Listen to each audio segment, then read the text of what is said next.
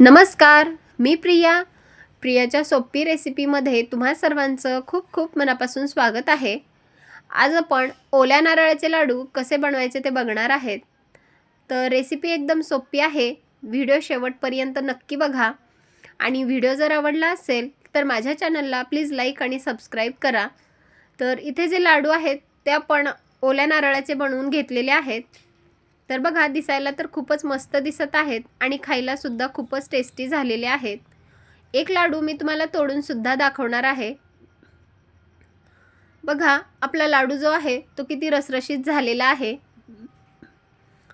तर जो आपला नारळ होता त्यावरचं जे साल असते तर मी ते काढलेली नाही, म्हणून थोडंसं काळसर दिसत आहे. जर तुम्हाला आवडत नसेल तर तुम्ही तो नारळावरची साल काढून एकदम पांढरा शुभ्र लाडू सुद्धा बनवू शकता. चला तर मग वेळ न घालवता रेसिपीला सुरुवात करूया. इथे बघा, मी एक ओला नारळ घेतलेला आहे. तर नारळ जो आहे तो आपण थोडासा धुवून घेतला आणि नंतर त्याचे एक छोटे छोटे पातळ स्लाइस करून घेतलेले आहेत. हवं तर तुम्ही एखाद्या बारीक खिसणी असते त्याने नारळ जो आहे तो किसून सुद्धा घेऊ शकता.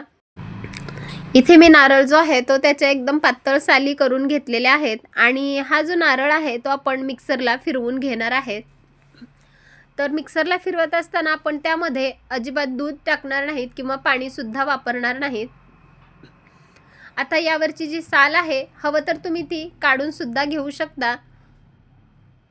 आता एक मिक्सरचं भांडं घेतलेलं आहे आणि त्यामध्ये हा जो नारळ आहे तो सर्व नारळ आपल्याला टाकून घ्यायचा आहे आणि याची आपल्याला एकदम फाईन अशी पेस्ट करून घ्यायची आहे.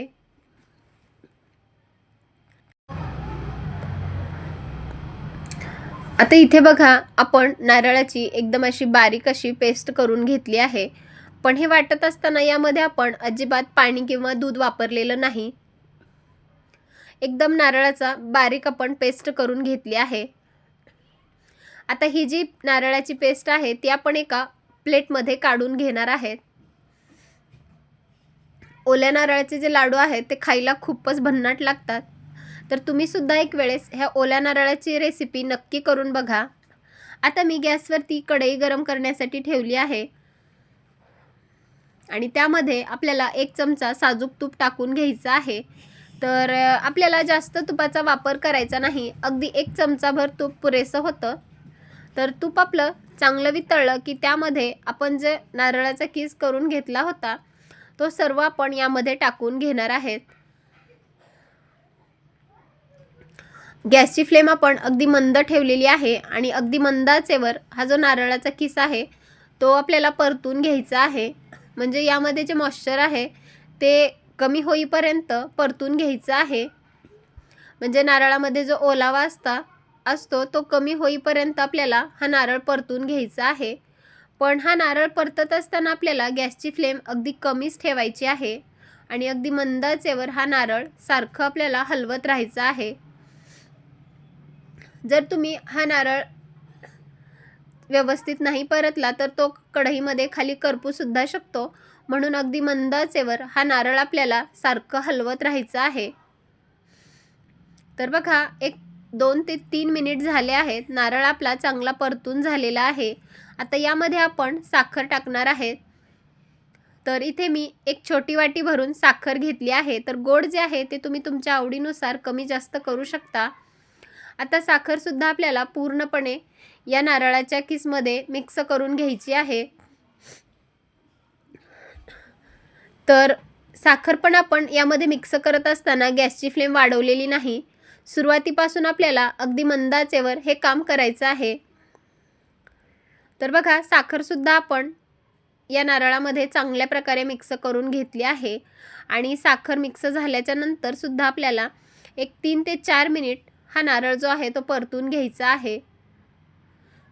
आता जर तुम्हाला इथे दूध आवडत असेल तर तुम्ही यामध्ये अर्धा कप दूध टाकून सुद्धा हे नारळ शिजवून घेऊ शकता. तर अगदी कमी साहित्यामध्ये आणि अगदी झटपट ही रेसिपी बनवून तयार होते. आता बघा, साखर जी आहे ती पूर्णपणे यामध्ये विरघळलेली आहे आणि थोडासा ओलावा सुद्धा कमी झालेला आहे. तर इथे बघू शकता तुम्ही आपला नारळ जो आहे तो पूर्णपणे असा मस्त असा छान असा शिजलेला आहे. आता थोडंसं नारळ जे आहे ते आपण एका प्लेटमध्ये काढून घेणार आहेत. म्हणजे आपल्याला याची गोळी होते की नाही ते चेक करायचं आहे.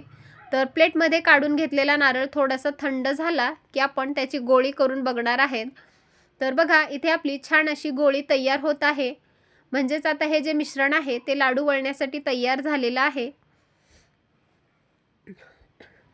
आता आपण गॅस बंद केलेला आहे आणि गॅस बंद करून आपल्याला यामध्ये काही ड्रायफ्रूट्स टाकायचे आहेत. तर इथे मी काही भोपळ्याच्या बिया आणि सूर्यफुलाच्या बिया घेतलेल्या आहेत. सोबतच थोडेसे बदाम आणि काजूचे काप करून घेतलेले आहेत. आता ते आपण यामध्ये टाकून घेणार आहेत. आता हे जे आहे ते आपल्याला चांगलं मिक्स करून घ्यायचं आहे. इथे मी गॅसची फ्लेम बंद केलेली आहे आणि गॅसची फ्लेम बंद करूनच आपल्याला हे ड्रायफ्रूट्स यामध्ये मिक्स करून घ्यायचे आहेत. तर बघा ड्रायफ्रूट्ससुद्धा आपण यामध्ये मिक्स केले आहेत आणि कढई जी आहे ते आपण गॅसच्या खाली काढून घेतलेली आहे. तर मिश्रण हलकंसं थंड झालं की थोडंसं कोमट असतानाच हे लाडू आपल्याला वळून घ्यायचे आहेत. तर इथे बघा मी एक लाडू वळून दाखवत आहे तुम्हाला. तर तुम्ही बघू शकता इथे आपला ओल्या नारळाचा लाडू किती मस्त तयार झालेला आहे. एक लाडू मी वळून तयार केलेला आहे. अशाच प्रकारे आपण बाकीचे सुद्धा लाडू वळून तयार करणार आहेत. तर बघा लाडू दिसायला तर खूपच मस्त दिसत आहेत आणि खायला सुद्धा खूपच टेस्टी झालेले आहेत. तर इथे आपले साधारण एक नारळाच्या गोळ्यामध्ये आपले एक 8 ते 9 लाडू वळून तयार होतात. तर दिसायला खूपच छान दिसत आहेत आणि खायला सुद्धा खूपच छान झालेले आहेत. तर यामध्ये जे टाकलेले ड्रायफ्रूट्स आहेत ते पूर्णपणे ऑप्शनल आहेत. तुम्ही स्किपसुद्धा करू शकता. हे नारळाचे जे लाडू आहेत ते खायला खूपच मस्त लागतात. तर ही रेसिपी कशी वाटली नक्की कमेंट करून सांगा आणि व्हिडिओ जर आवडला असेल तर जास्तीत जास्त लोकांपर्यंत शेअर करा. आणि हा जो व्हिडिओ आहे तो तुम्ही शेवटपर्यंत बघितल्याबद्दल तुमचे खूप खूप धन्यवाद.